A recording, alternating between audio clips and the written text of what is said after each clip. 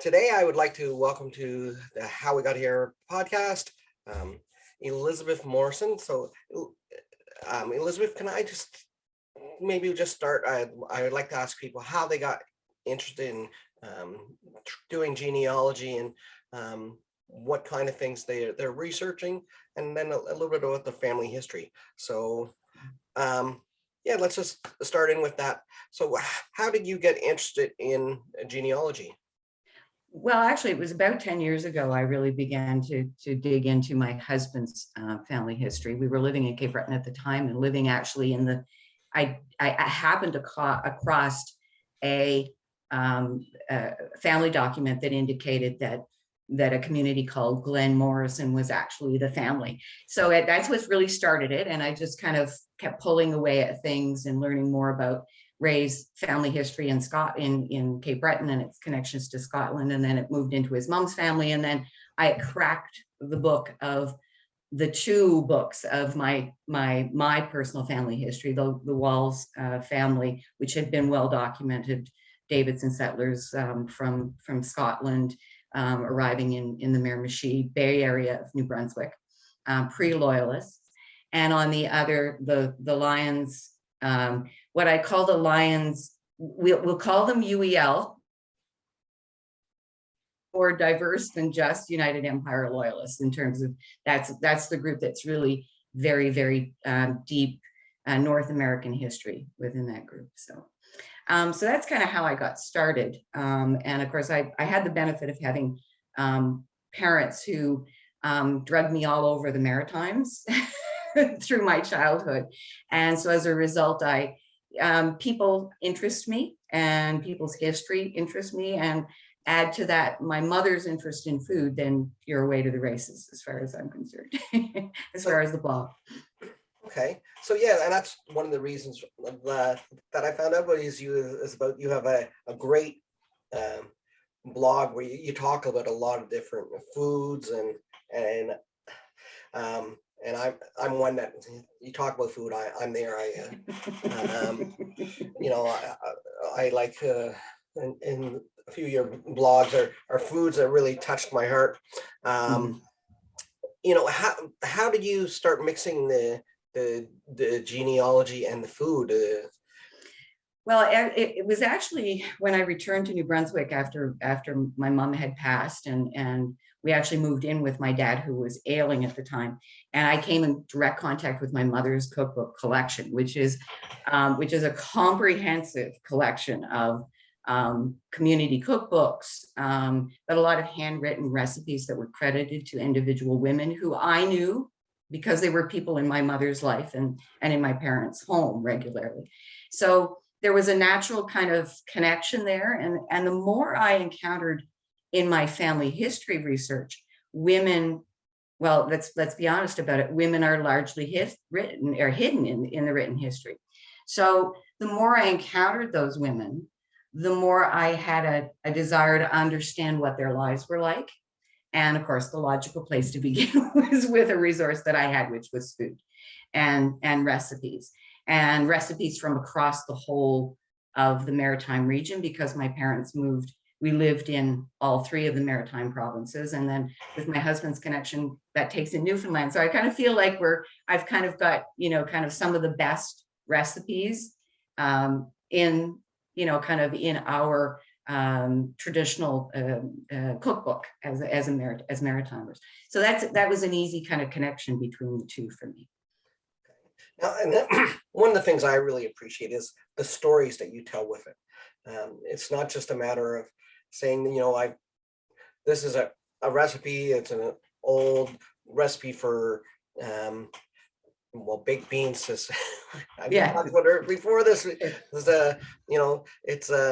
You kind of tell the story around the history, or you connect it with a particular memory or a group of people, which I've noticed from reading your blog. What is the name of your blog?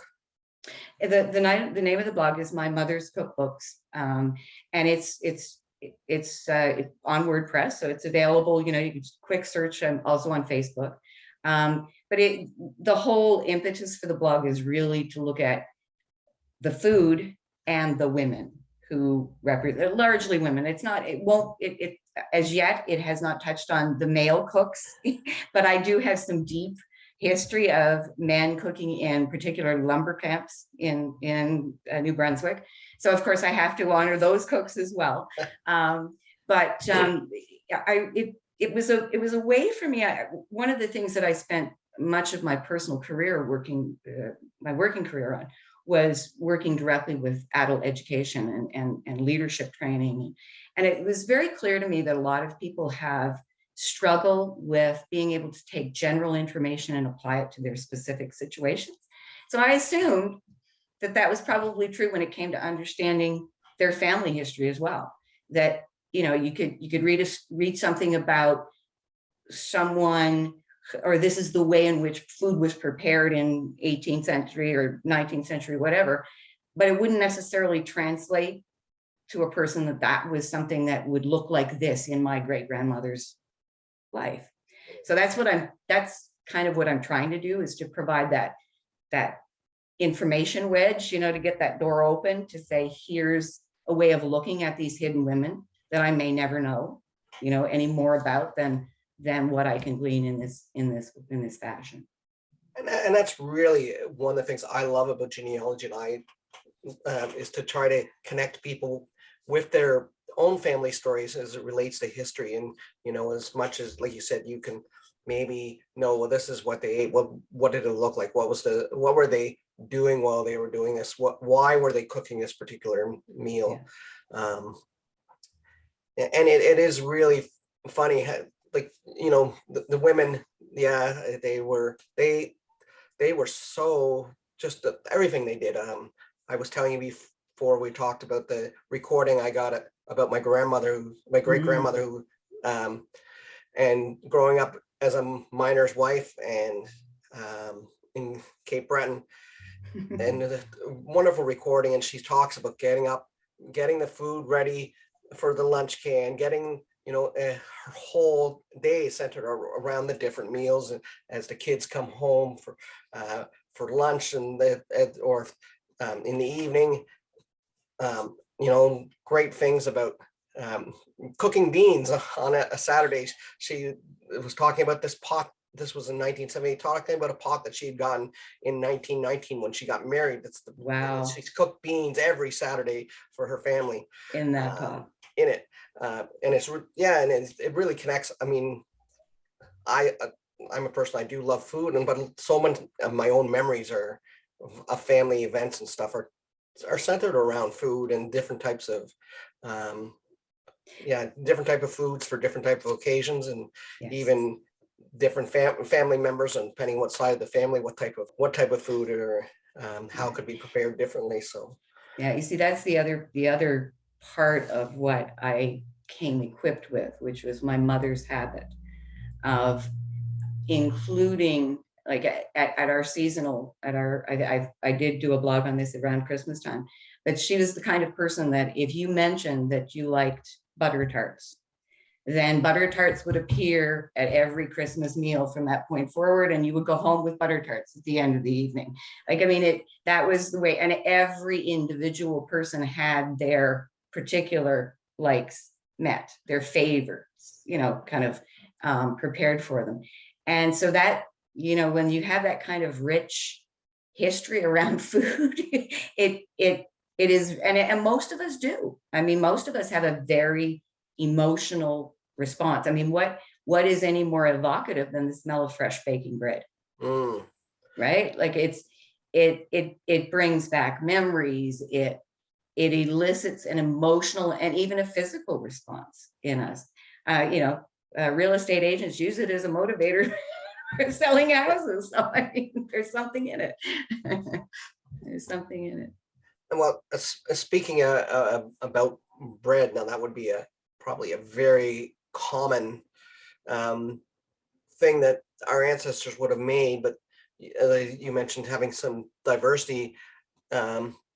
Maybe can you tell a little bit about sort of what you might have discovered around that? Or sure. Well, in actual fact, if you look at the history of raised leavened bread in this country, The Maritimes is quite actually diverse just in terms of what they were able to grow. If you look at, the Acadians actually probably introduced some of the earliest wheat to this to this region, and it was actually exported, I think, actually beginning in like 1650, exported from this region in 1650. Now that was Nova Scotia primarily, because much of New Brunswick is not, the soil is just not conducive to growing that. So if you look at the history in the mid 1850s, so as an example, there was more buckwheat grown in New Brunswick than wheat, understandably, because buckwheat was a far more conducive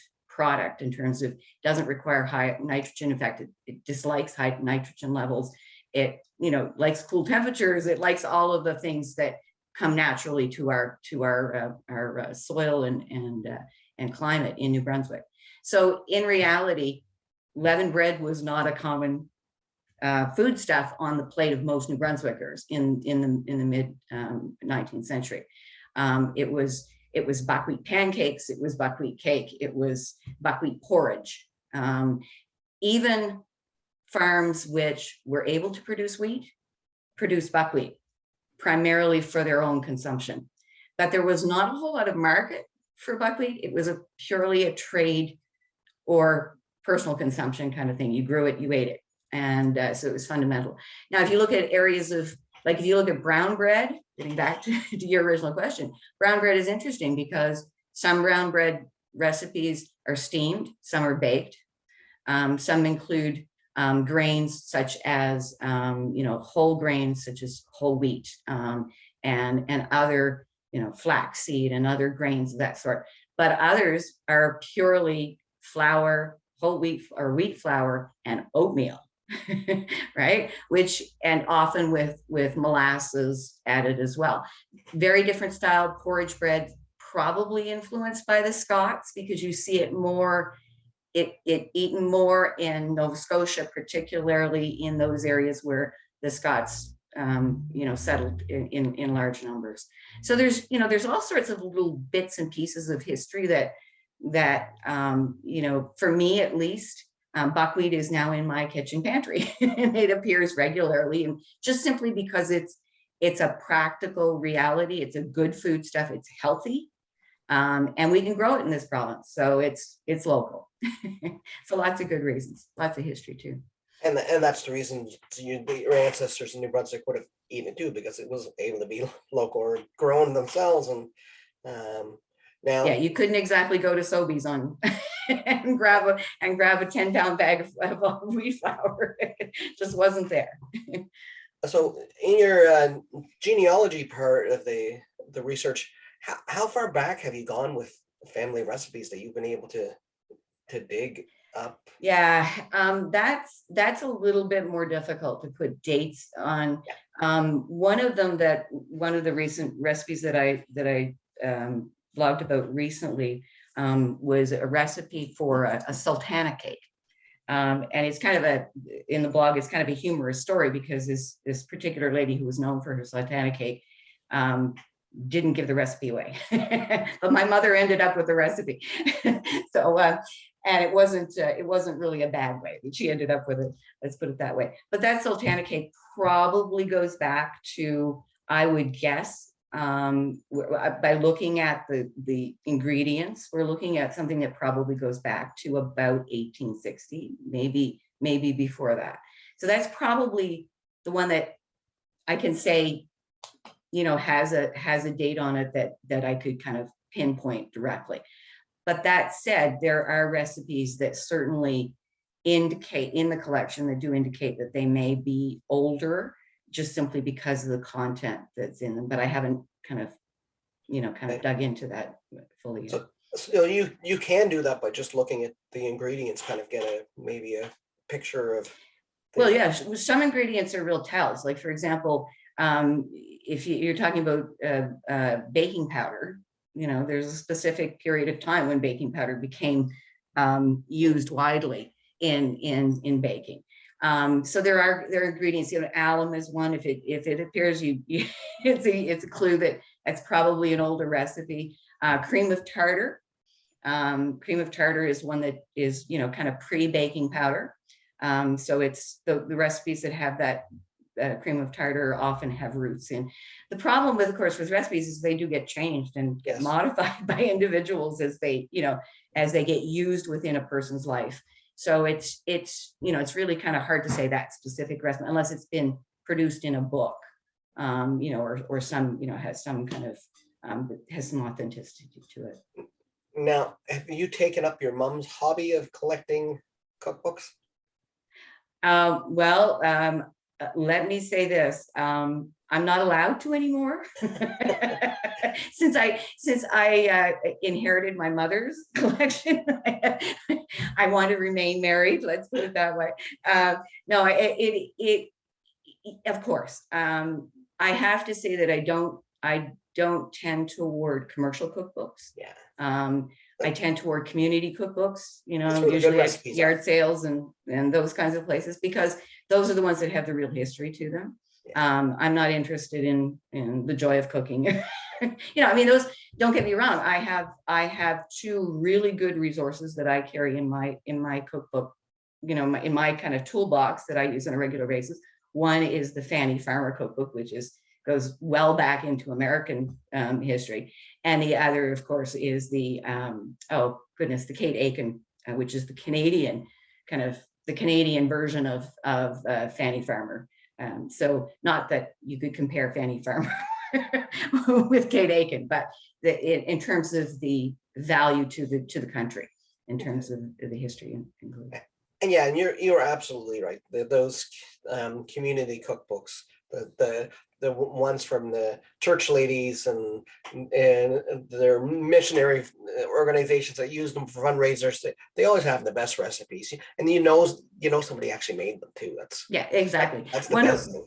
One of my favorites is actually covered with you remember the old vinyl plastic that used to be able to buy in the rolls as kitchen table coverings. Well, that is the cover. It's a piece that's been pinking sheared around the outside of it, and each of the pages are kind of like they clearly went through and cut them en masse so that the credit for one person's recipe is at the top of the next page, kind of thing. It's wonderful because it has all of these wonderful recipes from the 1950s and 60s, that include all of these really processed ingredients. It's a real snapshot in time. And it's great joy to leaf through that, believe me. I enjoy it immensely. Now, out of those recipes, is the like we talked about evoking memories. Is there one thing that you have to say, well, I have to, I make this because my mom made it or my grandmother made it, or and you might not even be sure why you enjoy it, because maybe it's something you don't really necessarily, that just has that feeling of, that it brings you a sort of peace of mind, or just a clarity of a certain time. Or right. I'm a person that tries really hard to eat very healthily, so there's a lot of foods that I don't allow myself to enjoy, even though I do enjoy them, but simply because they're not healthy enough for me to eat on a regular basis. So you avoid the 50s cookbooks. Yeah, exactly, the 50s cookbooks, exactly. Bologna is one of those things that appears regularly as an accompaniment with baked beans, by the way, in the Maritimes. But coming back to your question, in terms of the things that I prepare fruitcake. Okay. But I don't eat fruitcake. I have never acquired the taste for candied fruit in that form, and yet I do make fruitcake. I make that Sultana cake, and I also make a dark fruitcake because I have a husband who loves it, and because it is what you do at Christmas time, because that's what my mother taught me to do. I also tend to make plum pudding and butter tarts, and the list of things is long. Stuff. Yeah, all the really good healthy stuff, right? When you mentioned butter tarts earlier, I just think, I missing your mom. That's meeting you. Yeah, yeah. Butter tarts are not one of my personal favorites, but I do, again, it's one of those things I make. Um, and now your actual personal family history, you said you had loyalists and you had New England planters. So you Mhm. had and is there differences from your learning about them? I'm assuming when you're doing the genealogy, you might, though we might not have recipes, but just looking into sort of do you also tend to look into the food that they would have been eating then? Yeah. Um, would Yeah, there I have been, very much, yeah, would there have been much of a difference that or things that they brought from New England or that they would have yeah, that they couldn't? yeah, good point. Corn is a great one. If you look at the early records, like from the Loyalist period, they were actually rationed corn as part of the support that they received from the crown. But many of them would not have been able to sustain corn on their small farms. In addition to the fact that corn is one of those products that does not grow in it just everywhere well and yield well. So, corn is one thing that immediately pops into mind that they would have had plentiful amounts of in New England, but even pre-war coming to New Brunswick, that wouldn't have been available. At the period of the time of the arrival of the United Empire Loyalists, I get the thing that really strikes me is that they were really refugees. We're not talking people that had resources. These are people who had literally very little, as did most of the settlers. Most of the early settlers when they arrived here, they were dealing with very minimal resources. But when the United Empire Loyalists arrived, there were so many of them and so much drain and so much strain. And one of the blogs that I recently did was on a lady by the name of Mercy Babcock Hall, who was a New England planter, came as a child, and as an adult suffered mental illness and ended up being separated from her family. Her husband basically expelled her from the family. She was taken in by her brother. Her brother ended up ultimately murdering Mercy in some very tragic events that relate to religious fervor and a lot of different things. But Mercy was targeted in large part because of the fact that she was suffering from a mental illness, in my opinion. That was part of the component of it.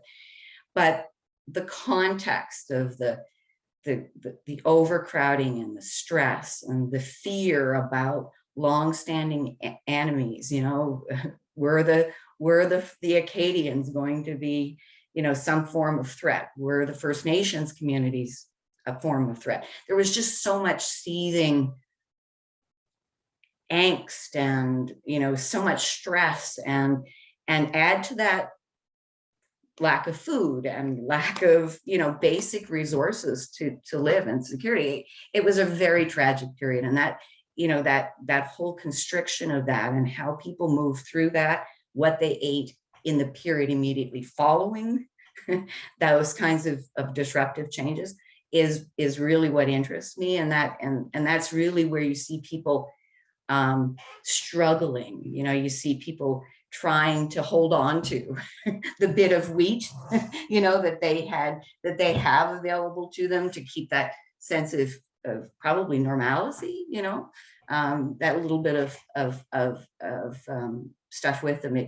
That kind of stuff those kinds of visions are the things that my imagination takes from all of this information and kind of runs with it, in terms of understanding people's experience. Yeah, I mean, I honestly think it would be pretty hard, because their families had, for the most part, had been established a generation or two in, or more. yeah, and their families would have done the struggle early on, and then things were going well, and for a lot of them, and it was. Yeah, I mean, if you look at my Lyons family as an example, they were in Jeremiah Lyons was born in White Plains, New York. He was the great grandson of Thomas Lyon of Rye, who arrived about sometime, we figure, around about 1630 in North America. So, I mean, you've got, you're talking about 3 generations of settled people settled on farms and, you know, had developed and cultivated lands. And we're living in, you know, in literally white picket fences and behind white picket fences in some cases, to come to an environment where the trees grow literally down to the shore of the water. You know, it had to have been an extremely disruptive time. There's just no way to. Definitely, yeah. It's Yeah.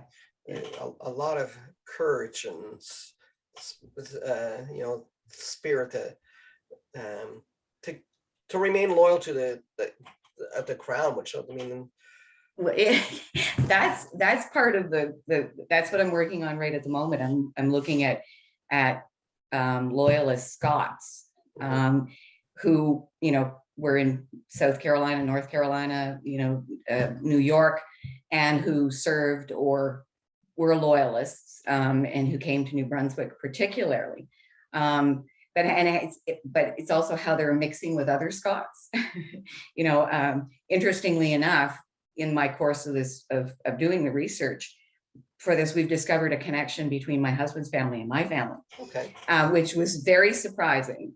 And it comes from the McDougall family, who were Glenaladale settlers to Prince Edward Island first. Okay. And the story is that the family, who were devout Roman Catholics. In fact, one of the siblings actually married the brother of the bishop of Charlottetown, first bishop of Charlottetown, Edmund McCachran. So this is the context. The second sister and her husband and one of the brothers moved to East Bay and were involved in the development of St. Mary's Parish, which became involved in the early school program that ultimately ended up being St. Francis Xavier University in Antigonish. But this fourth sister was unknown for a lot of years. And the reason she was unknown is that she married a Protestant. And they ended up moving to Escuminac, New Brunswick. And their families intermarried with my Taylors and Walls. And this is the connection between my husband's family and my family. But this family's history and this, you know, kind of anomaly of the fact that she married a Protestant and was a devout Roman Catholic, it continued on in their family. They continued to fight and bicker about it. Some of their children were raised as Protestants, others were raised as Catholics. She is buried in the St. Michael's Basilica Cathedral in Chatham, and he's there and buried somewhere on the land that they settled in Bay d'Avin. So there's kind of some religious history and the history of that. It's amazing how there's so many tendrils of you know, connections between people. And that's the stuff that really fascinates me. And that, you know, I enjoy bringing that out for people who don't know that, hey, I've got a connection to the Glenaladale settlers, which are some of the earliest settlers associated with the clearances because of religious intolerance. I mean, it's deep history. It's wonderful history. And it's great for people to know it. So it is. I mean, understanding especially the clearances, when, I mean, that's, for the most part, all my ancestors came over here because of the clearances, either directly or even afterwards, because some of my family were into coal mining. Even my latest ancestor to come to Canada, her father was a miner outside Edinburgh, but their family had not originally been there. They were part of the Lowland Clearances, which people don't talk about as much, where that preceded the Highland Clearances, and they were driven into just as disruptive. Just as disruptive. You know, he was driven into working in his family. His ancestors, which would be mine, were driven into taking up mining and working in other industries where they had farmed before. So Yeah. uh, It's the whole issue of industrial development is in we see ourselves as a region as being kind of underdeveloped on the industrial end. You know what I mean? We're yes, raw resources, but not a whole lot of. But in reality, our history includes a lot of deep. I mean, you look at the coal mining in areas of New Brunswick, and the connections between. One of the things that I stumbled across that I found fascinating is that Bill Davis, who you would probably know the name, he was the miner who was shot by company police in Cape Breton during the early 1920s. His older brother, had been a boy miner who died in the Spring Hill bump of 1890.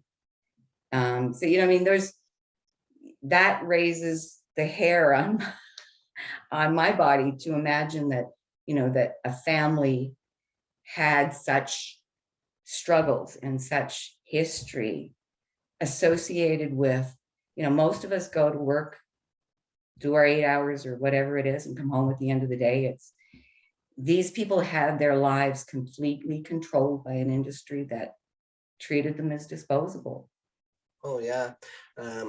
I just gotten into reading a little bit more about some of the issues in the 1920s, just because my great grandmother, I found out that her brother, who had actually come over here before her, and her father and her other brother, was one of the leaders of the movement to join the United Mine Workers. Okay. And UMW. so he was, so I started digging into it a little bit. I knew some of it, but I didn't have that personal connection. I mean, other than I knew my family were miners, but I had this is like, he was speaking, and he was going out there, and he was engaging it. He wasn't engaging it. And yeah. he left at one point when they started to be infiltrated by the Marxists. That's sort of where he drew the line, which was really kind of interesting. That because it's not something I take it in context. Yeah, and then being able to put it into and actually understand it. And realize sorry. Go ahead. No, I was just going to say, you're talking earlier about your grandmother. Imagine, or your great grandmother, is it?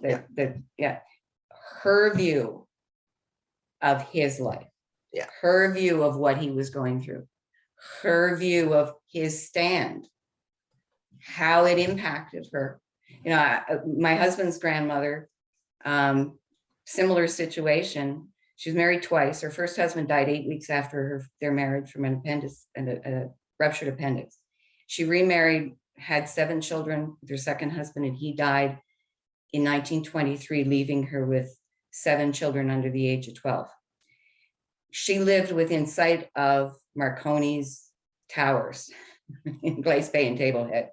She was there, as was your great grandmother, for every one of those disruptive events where the military, police, company, and when talking to my husband about his memory of her time, that what she told him of that time, she viewed it as they were all wrong.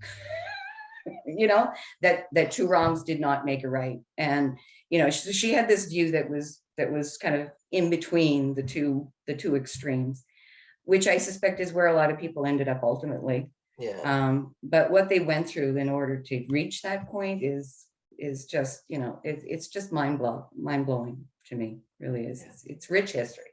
It is. It is, and it's when you match that with food. My great grandmother, one of the things when I was talking to people that knew her, that would be probably my mother's age, speaking about food, the one thing they remember is her shortbread cookies. That she had the best shortbread cookies, and actually that's one of the things I remember as a kid. when I was 4 or 5, we'd go to her house. She still had, in the 1970s, the big old coal stove. And she'd get up and she would,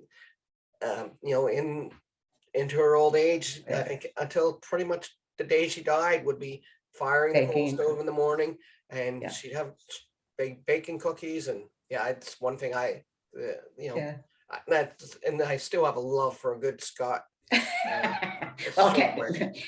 You can't be a Scotsman with any Scottish heritage and not be. Right? No, but it's like oatmeal. It's in the blood. Right? It's in the blood. Yeah, it's in the blood.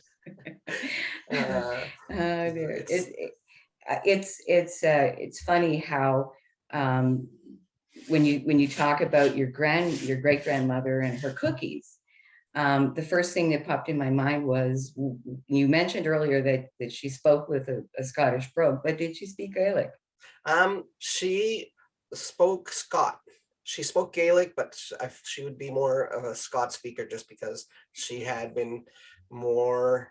Now, my other great grandmother, she spoke Gaelic, I knew quite frequently, and she would, like, even on the earliest census I can find her in, she listed that as her second language. Okay. Well, other languages that you speak. Yeah, right. So the reason I ask that is because some of my husband's memories relate to his grandmother's use of Gaelic terminology for food. And I just wondered if you picked up any of that along with your Scottish shortbread. Yeah, I don't honestly remember her speaking Gaelic. I mean, she might have. Right. Who knows? She probably was cursing me, my brother, in Gaelic, and we might not have known. We were. But right. My husband always says is that his grandmother's Gaelic, he heard more of it when he was playing. It was her partner in 45s, and when he misplayed, he heard a lot of her Gaelic. He learned a lot of Gaelic. Yeah, I think that's a lot of people that have fans or grandparents that speak another language. That's what they tend to learn if they don't speak it themselves all the time. Yeah, you learn the curses first. Yeah. I really enjoyed speaking to you. Anytime talking to my favorite subjects, food and ancestors. And putting those things together, I've been really surprised to how many people use cooking to connect with genealogy. Like I said, it shouldn't be, because it does. Food has such personal memories and meaning to us, but I know a lot of people that they in their genealogy they include recipes that they found of ancestors, and I mean, I know my mom, I refer to, this is cousin so and so's whatever, or my mom would refer to her different aunts and uncles and who would make this, and that's where she'd have it, and it really does make those personal connections. I really enjoyed talking to you. I've enjoyed it as well, Brian. Not just to talk about food, but just very pleasant. Love learning a little bit more about everybody's family history, because everybody has a really interesting story, and they just need to dig deep, and hopefully maybe inspired people that might have just a love for food, and maybe make them want to connect with some of those their ancestors through food, and start digging deeper. So just tell me a little bit now, before we go, just a little bit about your blog. How frequent is it? Well, I'm a slow blogger. I have to say that this is not an activity that I'm doing for financial gain. So I'm kind of suiting it to my own kind of what my own schedule is. So they're released when they're ready. Let's say it that way. I'm trying to look at a couple of times a month. Okay. But it depends a lot on how much research and a particular topic is requiring. But it's also, I have to be in the right space, because I have to be, there is a creative element to it. For me anyway. You're like I said, in your blogs, you tell a really good story. I love the storytelling aspect of it too. Well, and that's the part that takes some time. So it, I'm trying to do a couple of months. I'd like to do them more frequently, and I may try to up that a bit over the next few months as the weather is not so wonderful. But yeah, so it'll take me, and the where I'm going with the blog will be dictated by what I encounter and who I encounter, because I am learning a great deal from people as I'm sharing my stories. They're sharing their stories with me, and so there's always new and fresh ideas. So it's where it'll take us exactly. Wherever it is, hopefully it'll be fun and it'll be informative. Anything particularly coming up that you'd want to share with us to be on the lookout for? Sure. Well, I will be following the two the two additional blogs in the series that I started with this last one on baked beans. The next one is on fried smelts. Okay. There's an example for me of something. I generally don't like a lot of fish, but my grandfather used to have smelts, and we used to fry them up, and There you go. like I'm very particular about eating fish, but that's something I enjoy just because it's that memory. See, there you go. And it's, to me, smelts are one of those things that it's either you love them or you hate them. It's like mackerel. You talk to most people who grew up eating mackerel, they either want to eat more of it, they never want to see it again. And I mean, that's part of the tradition of food. That is the reality of food, right?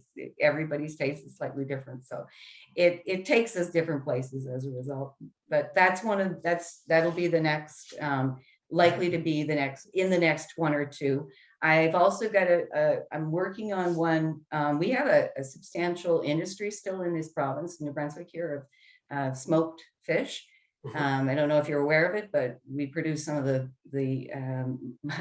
very high percentage of the total produced worldwide is produced here in New Brunswick.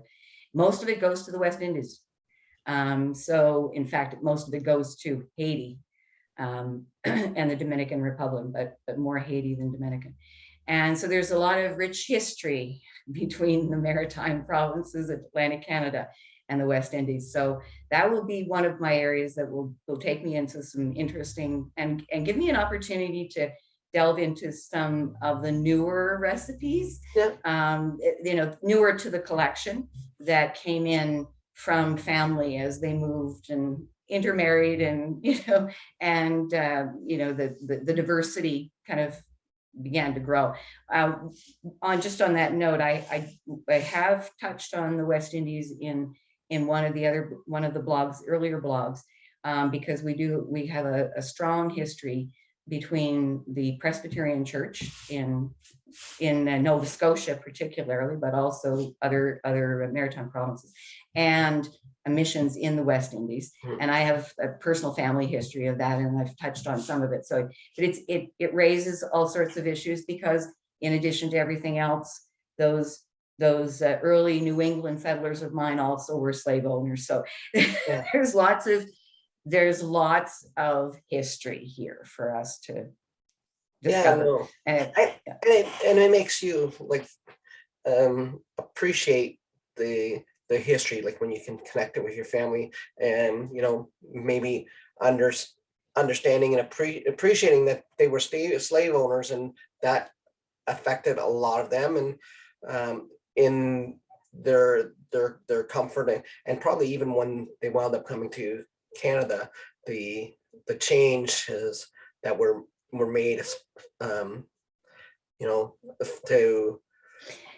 it was a different, I guess, outlook a lot of times on slaves. It changed quicker, definitely. Well, it's that progression of how the history develops, because Thomas Lyon of Rye was a Quaker. Yeah. So to go from being a Quaker to being a family of slave owners, and then for that to be actually the family was also involved in some of the anti-slavery actions that were taken as well. So, I mean, there's a lot of history there that's very intense and that it's very rich.